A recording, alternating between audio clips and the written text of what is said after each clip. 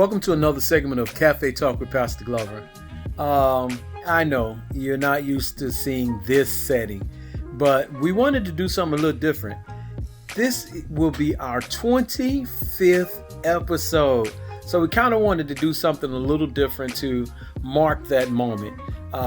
I was asked about some of my favorites, and I can't pick them. So what I'm decided to do is just do it like this.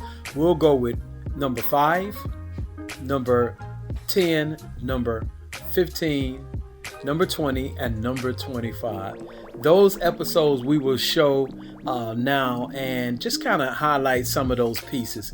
Won't show the whole episode, but we'll show some of the highlights and look back on the 25 episodes past. So sit back, relax, enjoy yourself, and I'll be right back with you to close us out.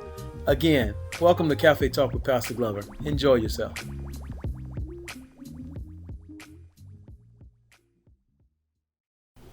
I couldn't have said it better. So with that, I have the last question here. So you're at home, you're with your siblings, you all are just hanging out, doing whatever you do. How's mom being at the house with you all being all clustered in like that now? Well, at first, I was not a fan of it. I'm still not, because it's just hard. You can't do what you want when your parents there. You can't sleep in, you can't eat all the food, and at nighttime, that's when everybody go wild. You can't be loud, screaming at scary movies or voice playing with your sister, because she might just bust out the room. And my mom, her door had that squeaky sound, so she just gonna pop up and it's scary.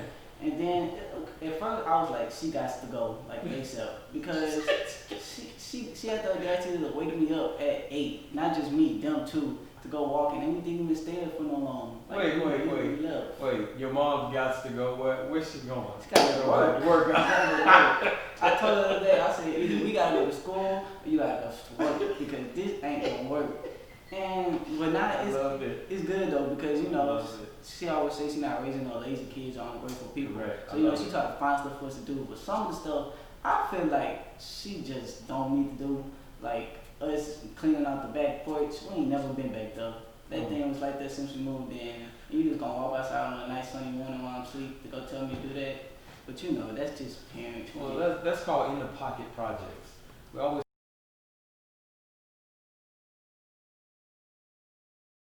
And just glad to be here and to get into it. Well, thank you. I sure appreciate it, man. I want to jump right in.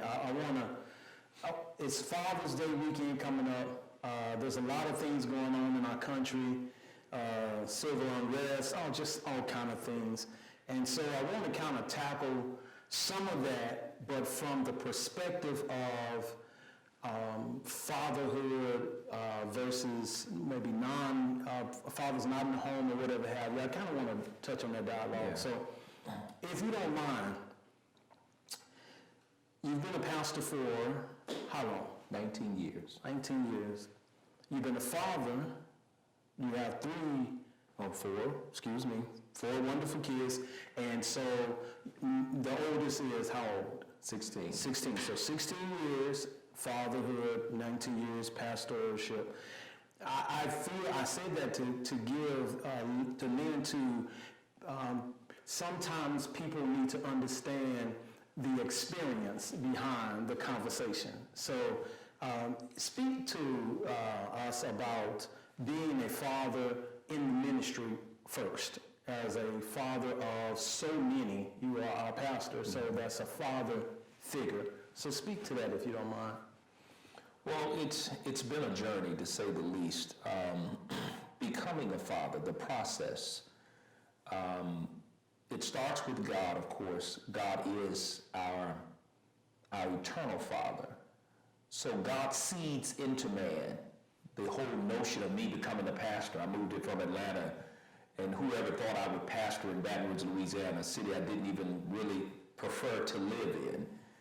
But God seeded into me the vision, the compassion, the desire. Everything starts with a seed, and thus birthed the ministry, the desire to provide as a shepherd or an under shepherd for God's people. And so it goes from one seed to the next. What a father, a spiritual father does is seed into children. Seeds birth more seeds, seeds birth children. The word of God is the seed. So God will show you a burden, showed me a vision, showed me people who needed a shepherd, one who bared integrity, courage, call to action, could be an example. And from that, thus ministry is birthed.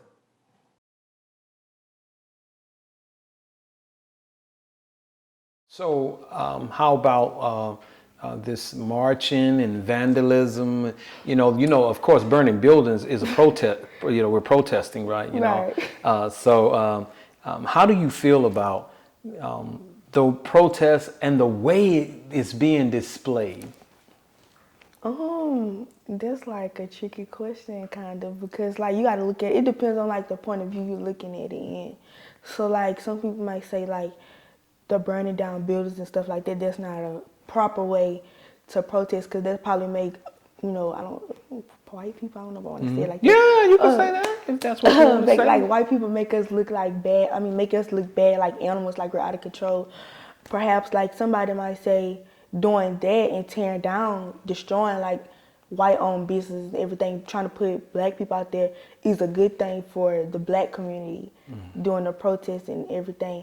So it's kind of like what and what. It just depends on like what perspective you're looking at it at, and how it's all about the way you do things. Like with me personally, I haven't went protested. I never did it, but like it's something I would want to do, like try like experience something like that.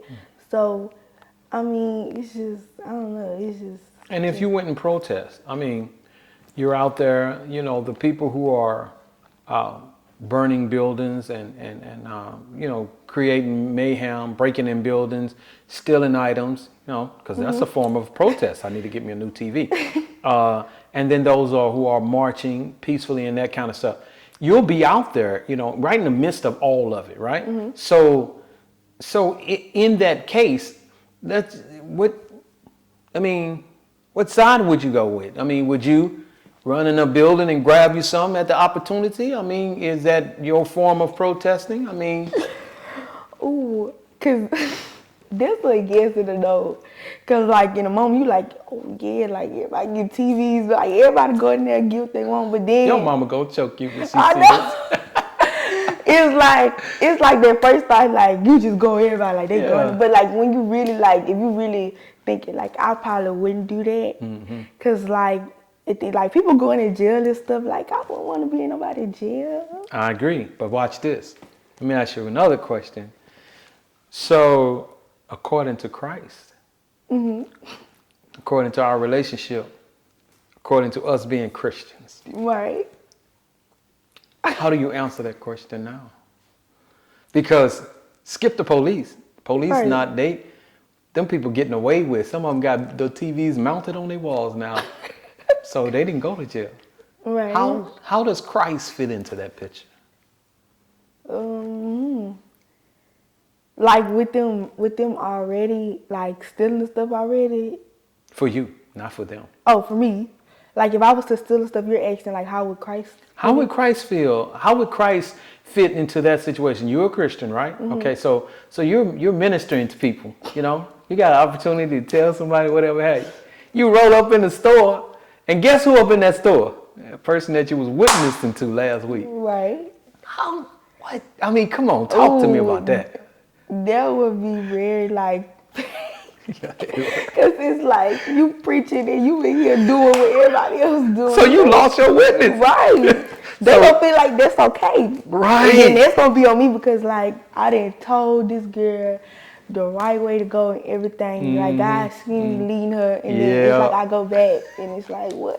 Look, you could just say like when you roll up in there they first see you be like, I seen you come up here, I just came to get you. Right, you could do that, but no, that wouldn't be right away because God knows my heart. It'd be lying, right? So one way or another, it's just bad.